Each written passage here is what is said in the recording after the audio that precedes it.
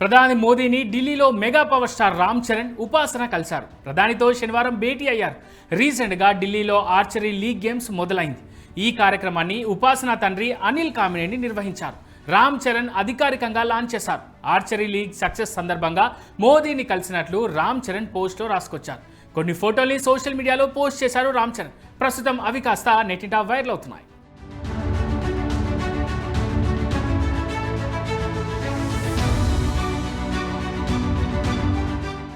మన దేశంలో cricket, kabaddi, football గేమ్స్కి leagues ఉన్నాయి. ఈ ఏడాది తొలిసారి విలువిద్య లీగ్ పోటీలు ఢిల్లీలో ఉపాసన తండ్రి అనిల్ కామినేని ఆధ్వర్యంలో నిర్వహించారు.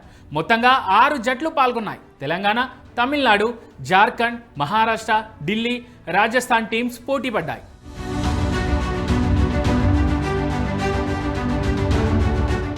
చరణ్ సినిమాల విషయానికి వస్తే ఏడాది సంక్రాంతికి గేమ్ చేంజర్తో వచ్చాడు రామ్ చరణ్. కానీ ఆకట్టుకోలేకపోయాడు. ప్రస్తుతం బుచ్చిబాబు దర్శకత్వంలో పెద్ది సినిమా చేస్తున్నారు. వచ్చే ఏడాది మార్చిలో పెద్ది థియేటర్స్లో రిలీజ్ కానుంది.